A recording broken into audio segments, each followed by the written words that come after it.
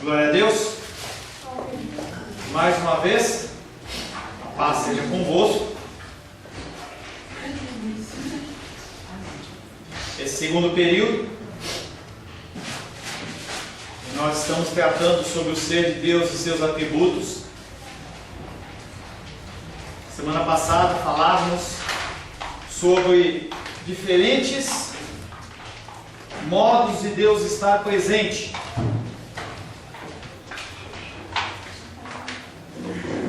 Falamos que Deus está presente na natureza diferente da presença dos homens. Em qualquer criatura, em qualquer criação, Deus está presente, mas em relação ao ser humano, Ele está de uma forma diferente. Falamos também que o ser humano, que é um cristão verdadeiro, ele tem a presença de Deus dentro dele, e Deus ele está de uma forma diferente entre aqueles que são salvos e aqueles que não são salvos. Falamos na semana passada. Falamos também que Deus está presente no céu, lugar de habitação do Senhor, de uma maneira diferente que Ele estava no templo de Israel, que Ele estava no tabernáculo. Falemos agora sobre a presença de Deus, que ela pode ser uma presença benévola ou sem benevolência. E não é o contrário. Deus não pode ter uma presença malévola, mas Ele pode ser uma presença sem benevolência. A presença sem benevolência de Deus. Primeiro, na vida dos ímpios, a sua presença é sem qualquer benevolência. A presença daqueles que não se rendem ao Senhor, não com fé, não aceitam Cristo como Senhor e Salvador, não vivem uma vida segundo os preceitos da palavra, a benevolência de Deus não está sobre eles. De um lado, Deus está presente na vida dos ímpios, refreando os seus pecados. Se não fosse a ação de Deus através da graça comum, nós já falamos sobre isso, a maldade no mundo iria proliferar de uma maneira tremenda. As pessoas elas não iam sentir nenhum tipo de bondade, de benignidade no seu coração, mas a gente ia se perder em nossos próprios pecados.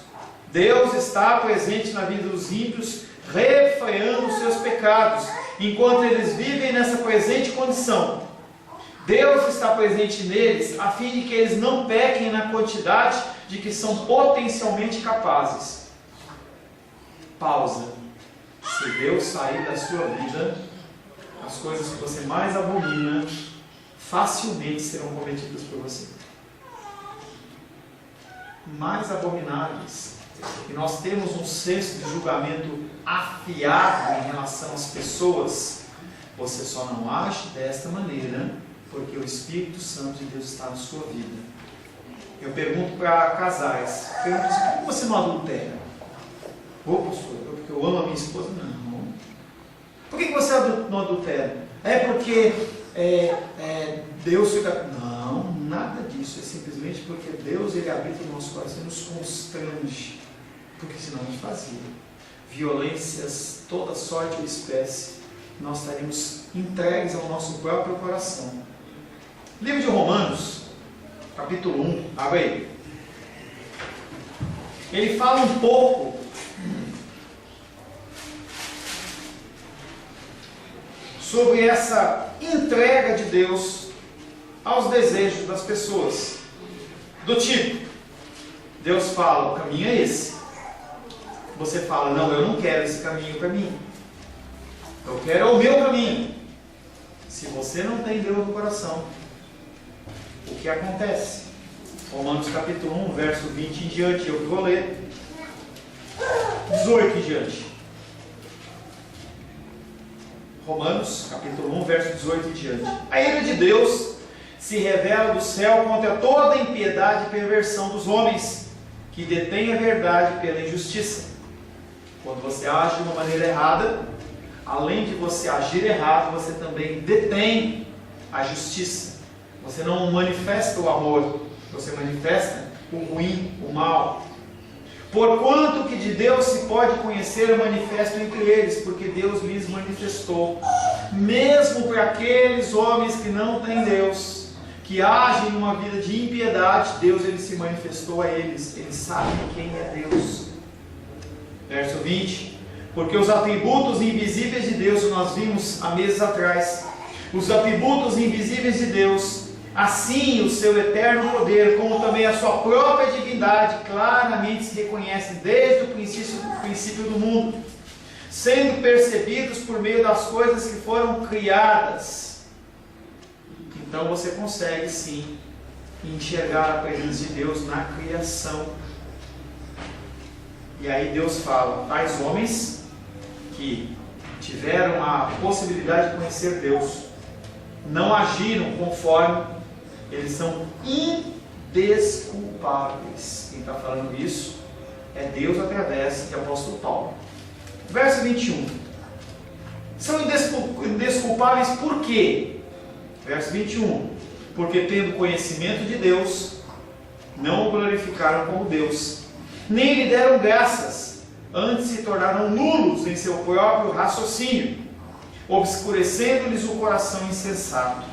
Então ele fala que aqueles homens eles são indesculpáveis, porque apesar de Deus ter se manifestado a eles, eles continuam com o coração endurecido.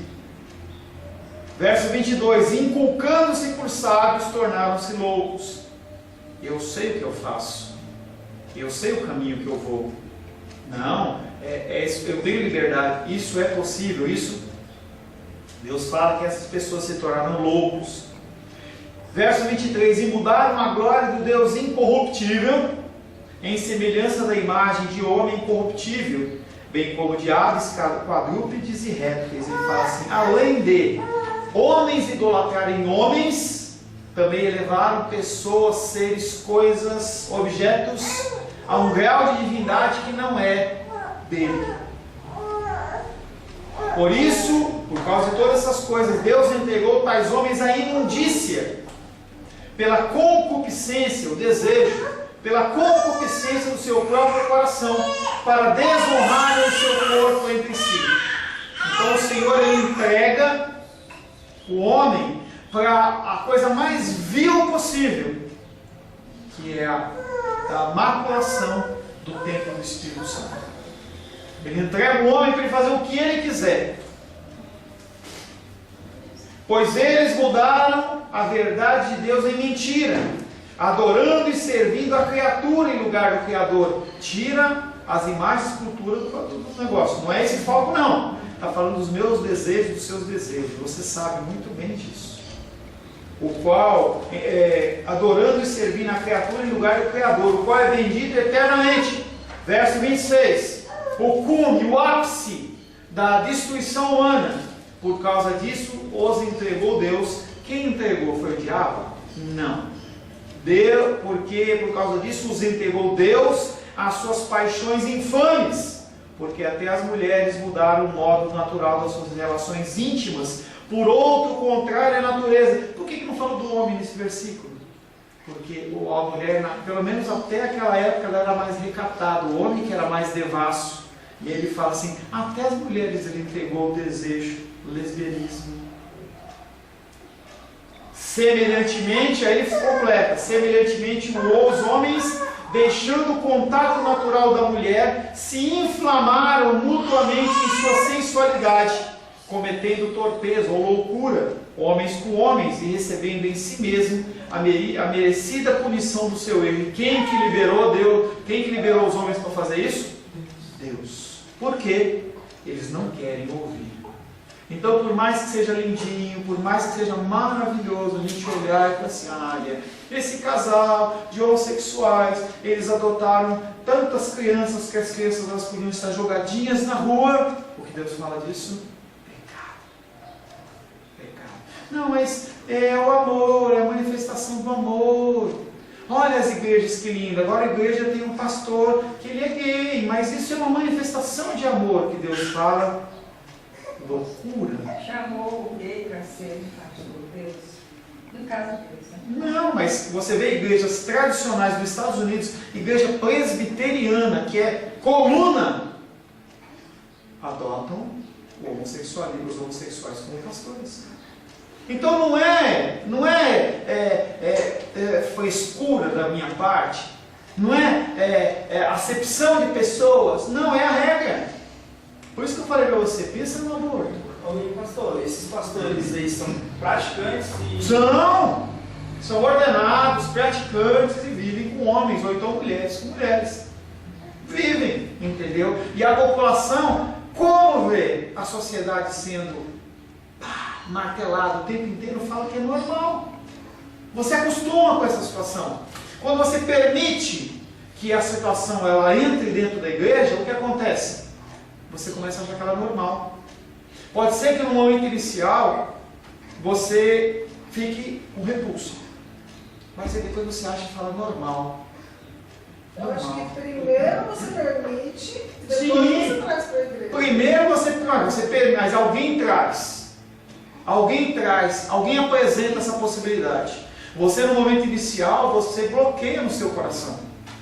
No momento inicial você bloqueia e depois você começa a aceitar. Por exemplo, um tema extremamente delicado dentro das igrejas, pastorado feminino.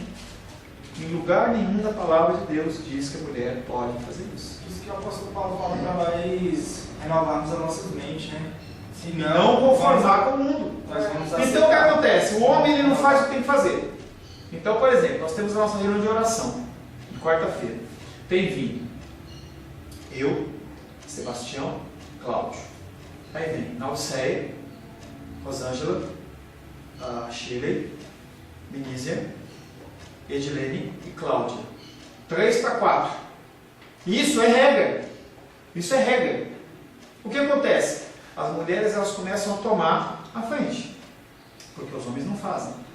Porque isso está sendo feito, está certo? Não está certo.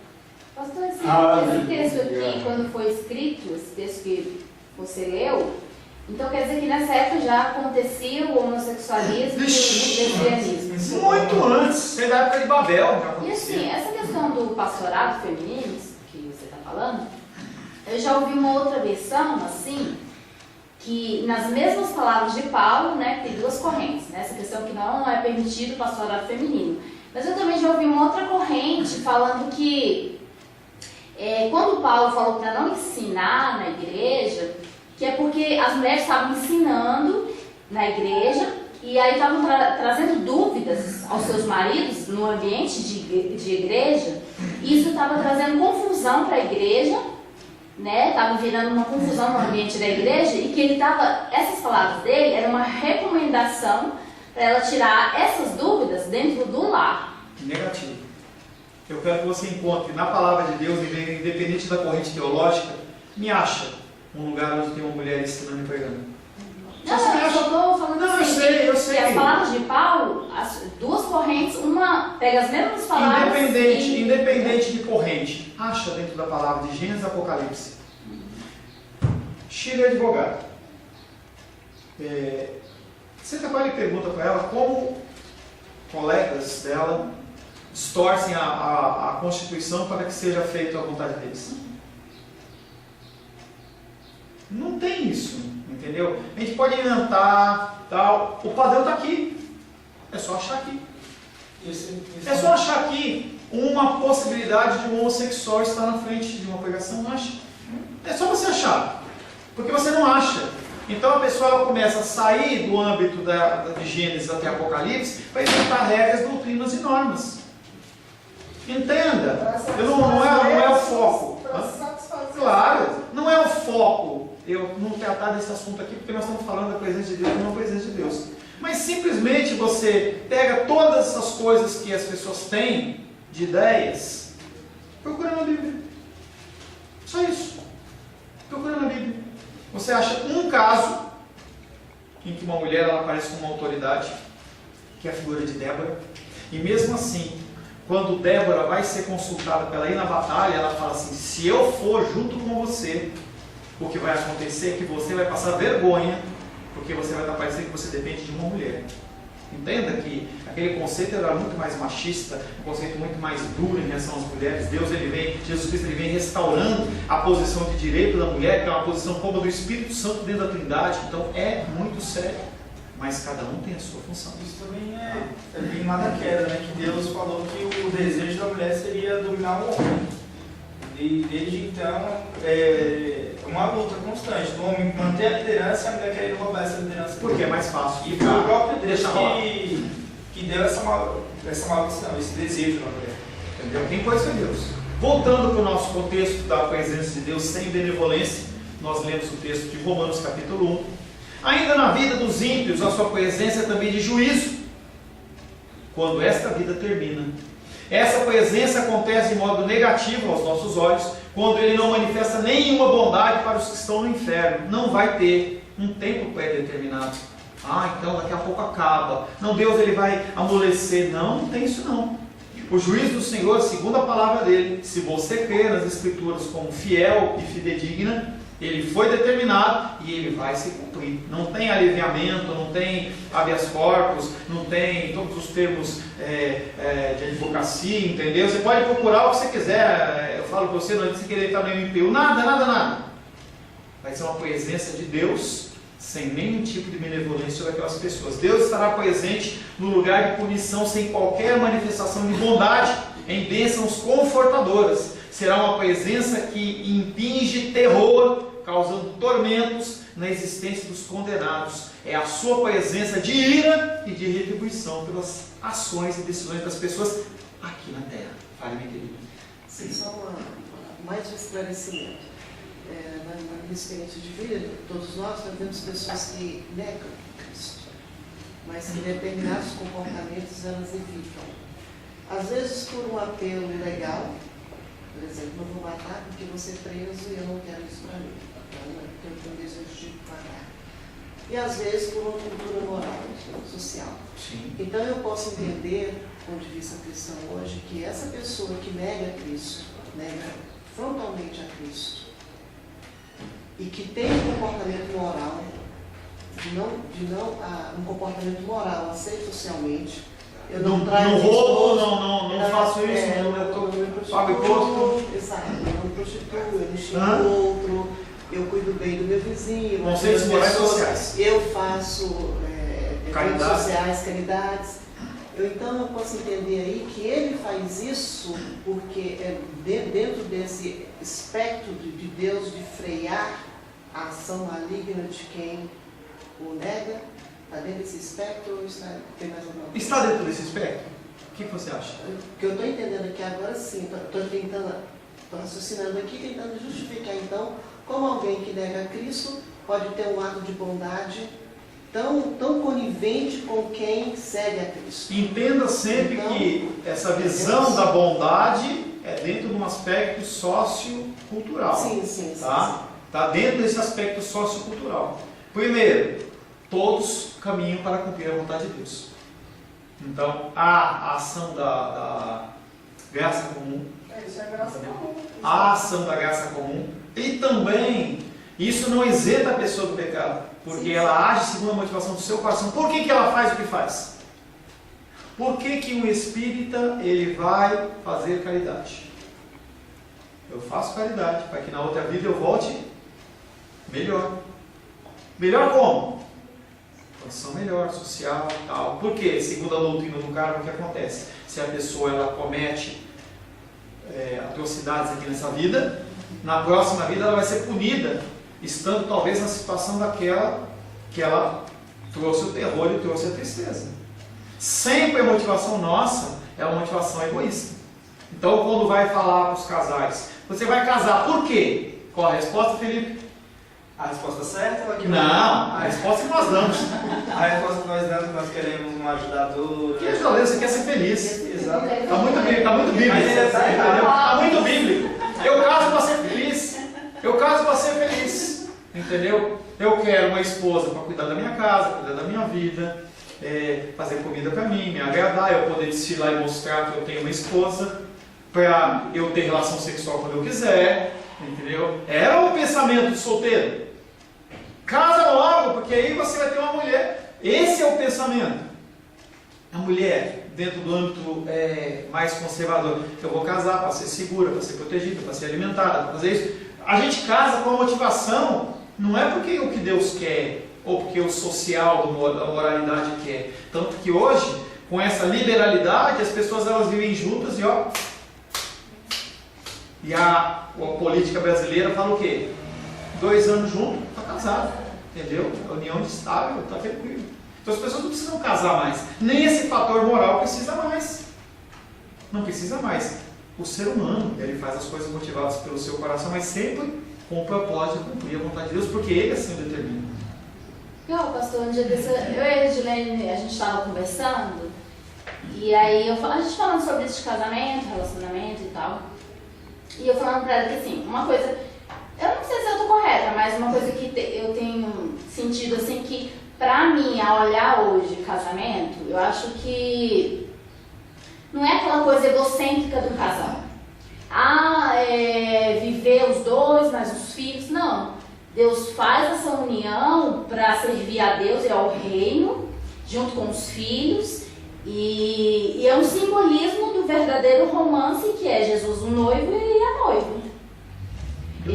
E Deus faz essa união, esse projeto de família para servir a Deus e ao reino, para a glória de Deus. Mas fica aquela coisa egocêntrica, só o marido, esposa e filhos. Porque nós somos pecadores. Nós não queremos nos submeter à lei de Deus e à vontade de Deus. É por isso que a presença de Deus no inferno causará terror, tormento na existência dos condenados.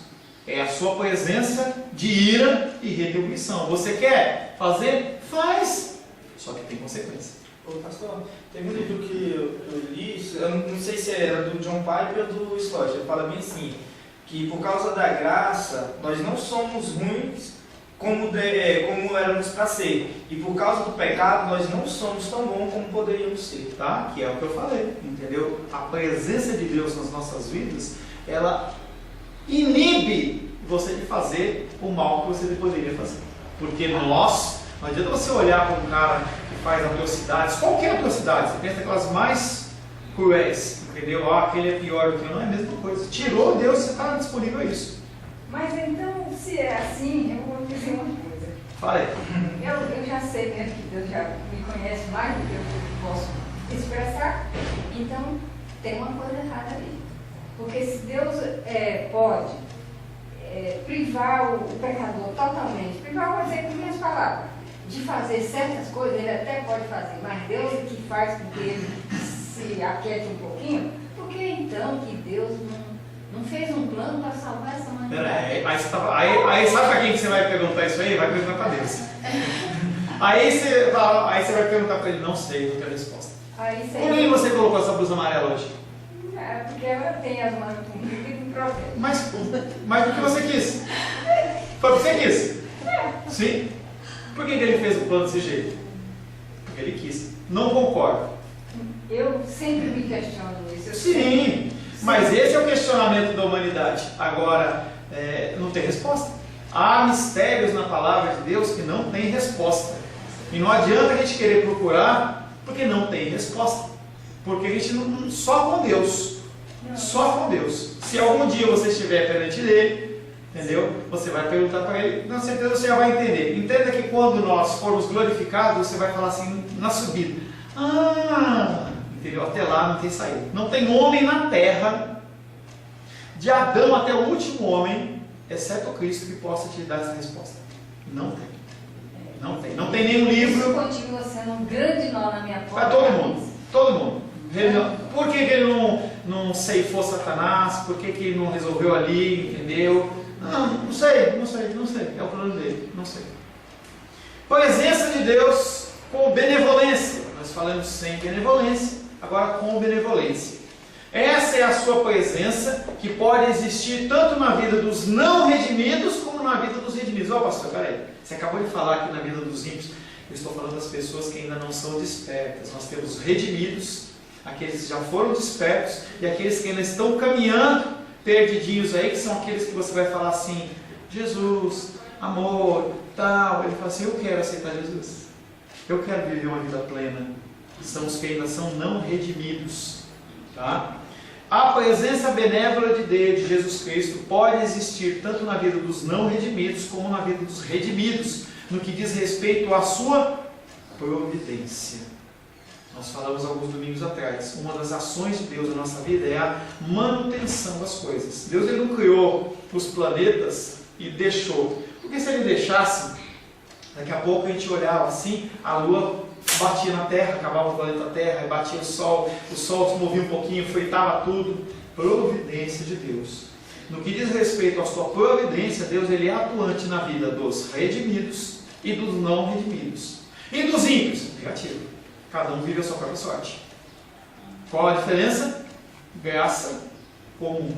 Por isso que você vê pessoas ímpias, bem de vida, com dinheiro, viajando, aparentemente felizes, mas não tem nada. É aquela frase padrão: pastor, eu estou querendo namorar com fulano, estou querendo namorar com fulano, é tão legal, aquele padrão que o Chile falou, tão legal, tão moral, tão direito, só não tem Jesus. Ou seja, só não tem tudo. Tá? Quando o casalzinho veio querendo casar, a primeira coisa que eu falei para eles foi: primeiro eu preciso saber se vocês são cristãos ou não. Normalmente quando eu faço esse tipo de pergunta com um casal que quer casar, eles pulam: não, que isso, pastor? Eu sou crente, eu sou batizado e não sei o que. Tá, vamos conversar, ué. Vamos nos encontrar algumas vezes. Vamos ver o que acontece. O que acontece normalmente é que as pessoas esquecem o horário, perdem a vontade de ir e não vão mais. E vão procurar alguém que satisfaça o desejo de seus corações. Tá? Providencialmente, Deus está presente com todas as suas criaturas, graça comum, porque Ele as produziu e as preserva, e elas não podem escapar desse cuidado. Deus pode ter uma presença providencial, ou melhor, Deus tem uma presença providencial especial com algumas pessoas para que essas sejam instrumentos na execução do seu plano. Por que algumas? Porque não são todas. Não são todas. Não são todas as pessoas que se dobram à soberania de Deus, ao poderio do Senhor. Não são todas. Nós já lemos em Romanos, numa vertente sexual, como qualquer outra de idolatria. A pessoa ela olha para si, é eu que mando, eu. Essa presença influente, ela pode ser comparada do Sol, que embora a tão grande distância da Terra, está presente no ar, na Terra por sua luz, e dentro da Terra por sua influência em forjar os metais que estão nas profundezas, sem pertencer substancialmente a nenhum deles. Deus está presente, mas não faz parte da Bíblia, do livro, não faz parte do copo. Isso é uma teologia que diz que chama panteísmo, que tudo contém Deus. Então aqui nesse pendrive tem Deus, tem uma parte de Deus aqui, eles particionam Deus, por mais ridículo que possa parecer. As pessoas creem que podem dividir Deus, ou partes de Deus estar num lugar ou numa substância. Isso é impossível. Todos estamos expostos à luz do sol e somos aquecidos por ela. Assim Deus envolve todos os seres com a sua presença providencial e governadora. A diferença é que sentimos somente os efeitos do sol sobre nós, mas ele continua muito distante. Deus, contrariamente, está longe, mas ao mesmo tempo está junto de nós e em nós. Para quem? Para os crentes. E para os ímpios? Negativo. O ímpio, num velório, num enterro, ele se desespera. Um cristão, ele canta louvores. Sente dor? Sente. Sente dificuldade? Sente. Mas a habitação do Espírito Santo dentro dele traz o quê? Conforto. E a pessoa que não tem, se desespera. A pessoa dá um tiro na cabeça. A pessoa toma veneno. Porque ela não consegue lidar com a situação e ela não tem esperança nenhuma. Quando ela olha para o lado, não vê ninguém, olha para o outro, não vê ninguém, o que acontece com ela? Se perde. Volta ao tema, depressão. Por que a pessoa consegue sair da depressão e outros não? Deus, ele, de alguma maneira, tira a pessoa daquele buraco onde ela está. Por mais difícil que seja a situação, Deus vai renovando. Muita alegria. Vi a Benícia vindo aqui andando. Vem, Benícia, tudo bem? As pessoas que acompanharam ela viram, ela passou por uma dificuldade séria um tempo atrás. Quem que restaurou ela? O Senhor. E se não tivesse o Senhor na vida dela? Ela estava lá ainda. As pessoas hoje sofrem tanto disso, por quê? Porque não tem esperança. Elas não têm esperança. Não somente os seus efeitos são sentidos aqui, mas a sua presença está aqui. Não é só a ação de Deus que você... Mas Ele está dentro de nós. Nós podemos sentir a presença de Deus. Nós podemos olhar para a natureza e ver a presença de Deus na natureza. A beleza. Aí a Melissa falou assim, o céu está tão bonito. O dia está tão bonito. Por que ela afirmou? O dia está tão bonito, o céu está tão bonito. Porque ela conseguiu ver o que no céu? A presença de Deus. Quantas pessoas despertaram hoje, olharam para esse céu e estão desesperados. Não conseguem contemplar a beleza de Deus. Glórias a Deus. Como a fragrância de um perfume penetra os lugares mais escondidos da nossa vista, assim Deus penetra todos os lugares, porém com toda a plenitude do seu ser. A grande diferença é que o perfume perde o seu cheiro de acordo com o tamanho do ambiente onde está, mas a presença providencial de Deus, ela alcança todo o universo e dura para sempre. Ela não diminui, ela não muda, continua a mesma. A presença essencial de Deus com as suas criaturas é a base da subsistência das mesmas. Sem essa presença, tudo pereceria. Enquanto isso, o homem fala, eu me basto, eu resolvo. O grande drama de Shakespeare, ser ou não ser, eis a questão. O grande dilema dele, eu sou ou não sou, faço ou não faço? Essa dúvida. Sem essa presença, tudo pereceria. Ele criou e dá subsistência a tudo. A sua providência atinge todas as criaturas, sejam elas remidas ou não remidas, racionais ou não. Todavia, há alguns modos em que Deus está presente unicamente com aqueles em quem colocou o seu coração, amando-os. Deus está presente em nós, salvos, em pessoas que temos Cristo no coração, de uma forma salvífica. Ele nos salva, Ele nos resgata. O conceito de salvação, quando eu falo com as pessoas que estão fazendo discipulado, a salvação, ela é uma situação em que você não consegue se livrar daquela situação. Eu não sei nadar. Se me jogar, por exemplo, dentro do meio do Lago Paranoá, eu morro, a menos que alguém me resgate. Se você está num incêndio, se você está num acidente de carro, preso no meio das ferragens, somente com a ação de um terceiro, você vai ser livre daquela situação.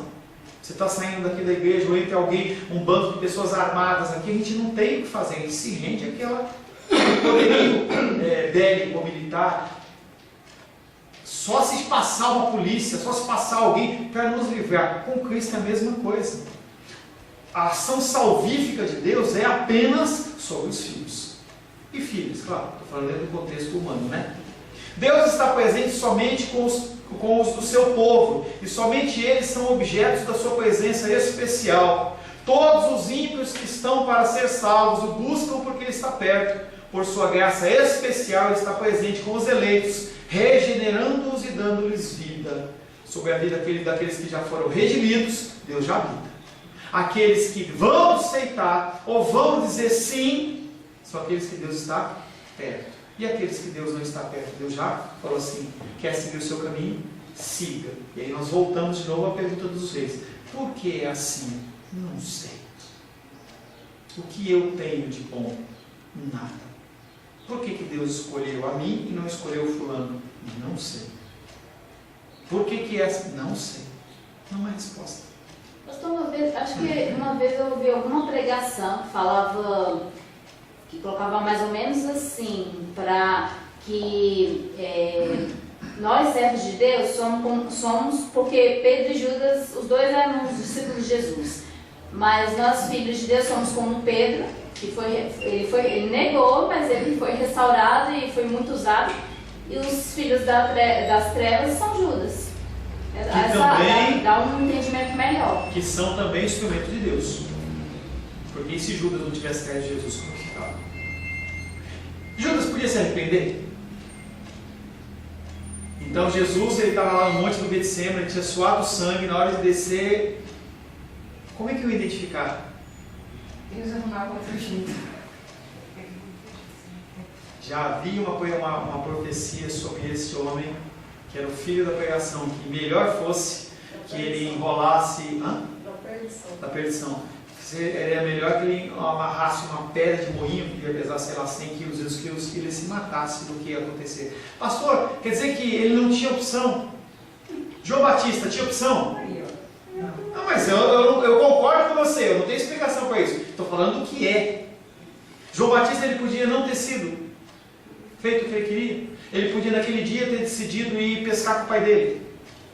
Ele podia ter decidido, ter dor de barriga. Não, hoje eu não vou batizar ninguém. Aí Jesus Cristo chegava lá, deu os apóstolos, cadê João Batista? Não, ele não veio hoje. Hoje ele foi lá em Samaria, ele foi lá comer um churrasquinho. São situações muito complicadas. Pastor, e aqueles que vão dizer, esticar o dedo para nós, os cristãos, e dizer, se você tivesse falado para mim, eu não estaria aqui nesse lugar. E aí? E aí, querida, todo mundo que estiver naquele lugar foi porque ouviu e não quis. Assim fala a palavra. A palavra ela é extensiva a todas as pessoas. E a palavra ela vai ser pregada. De alguma maneira, de algum modo, essa pessoa ela vai ser alcançada pelo Evangelho. Mas a tribo de Xingu, lá no meio da Amazônia, que nunca ouviu Jesus, Deus vai julgar sob outra forma, o padrão moral, que todo ser humano tem. Então, quando ele vai lá, culturalmente, ele vê uma criança que nasce sem um braço, ele enterra a criança para matar, ele não está agindo moralmente. Ele está agindo humanamente, ele vai ser julgado por aqui. Como vai ser esse julgamento? Só Deus vai fazer. Como que ele vai pesar isso? Como que ele vai definir? Só ele. E não é algo que vai ser como num tribunal em que as pessoas elas vão procurar provas e tem encontros e tem testemunhas. Não, vai estar tudo certo. Deus já sabe todas as coisas. Não vai ter uma pessoa que vai estar no inferno que vai poder dizer assim, eu não sabia. Quem diz isso? Nós vamos ter consciência plena que nós agimos de uma maneira errada que nós não deveríamos ter feito. Não vai ter nenhum tipo de argumento, porque a gente entra em desculpa. Não, mas foi por causa disso. Eu tenho certeza. Você chegar para o Felipe e falar assim, Felipe, por que você chegou atrasado depois do louvor? Pastor, foi por causa disso. Perante Deus não tem desculpa. Porque Ele sabe todas as coisas. Você está falando que não está aqui, ó. Aí Ele chega para você e fala assim, se você tivesse falado. Aí Deus fala assim, não, mas você não ouviu talvez pela boca dos reis, mas você ouviu pela boca da Shirley. Não ouviu, está aqui, ó. Você ouviu, você teve a oportunidade de aceitar Cristo, você teve a oportunidade de fazer, você não quis. Naquele momento, vai ser um momento muito amargo. Vai ser um momento muito amargo. Em que uma das piores coisas para o ser humano é ele se conscientizar de que ele é culpado daquilo que ele fez. Quando você trata com drogados, uma das dificuldades que tem é você mostrar para ele que a culpa não é do pai dele, da mãe dele, da sociedade, a culpa é dele. Quando ele cai em si, a primeira coisa que ele faz é ficar chocado. Depois ele começa um processo de tratamento. E se ele não quiser? Não tem o que posso fazer. Não tem o que posso fazer. Passou só para informação. Essa questão de não alegar desconhecimento é tão real no nosso mundo que no próprio direito nós temos milhares de leis. Nem nós advogados conseguimos controlar, saber todas. Mas um argumento que não se usa em juízo é o argumento de que desconhecemos. E até onde eu sei, até no direito internacional, eu não conheço um país que aceita esse argumento de desconhecimento da lei. Princípio legal. Eu não posso me eximir de cumprir uma lei por alegar desconhecimento dela. Eu não sabia. Mais novo de cristão aqui, talvez tenha 10 anos de cristão. Não sabia. Não soube porque você não quis. Aqui, ó. Pra você ver. Entenda que você não vai conseguir cumprir tudo. Não dá. Entendeu? Mas por isso que a gente tem que tentar viver o máximo possível. Por isso que se você viver o básico, que é amar Deus sobre todas as coisas e o próximo como a ti mesmo, perfeito. Deus não quer que você traga R$1 milhão para colocar aqui no altar. Não precisa disso. Você não precisa vir do seu carro. Mas você pode passar na sua despensa, pegar um pacotinho de fubá, trazer para que algumas pessoas possam comer. Você entende que é simples a coisa? Eu não lembrei. Tudo bem. Você não lembrou por quê? Porque você está satisfeito nas suas necessidades. Então você está preocupado com quem? Com você mesmo. Aí você vai lá, eu lembrei. Isso é uma atitude de amor. Isso é uma atitude de amor. E ninguém quer que seja mais do que isso. Mais do que isso. Semana que vem nós vamos retomar esse tema da condição salvífica. Nós vamos falar também sobre a condição da santificação e da glorificação de Deus. Senhor, em nome de Jesus, agradecemos a Ti, porque o Senhor se revela através da Tua palavra e não permite que nós, como cristãos, Pai, saiamos nem para a direita nem para a esquerda, porque a Tua palavra nos envolve, Pai. Nós somos gratos porque de uma maneira maravilhosa e incompreensível a nós, o Senhor nos escolheu. Nós não temos merecimento, nós não somos dignos do Teu favor, mas mesmo assim o Senhor nos abençoou e nós podemos apenas Te agradecer. Pedimos também que o Senhor possa, Pai, forjar o nosso caráter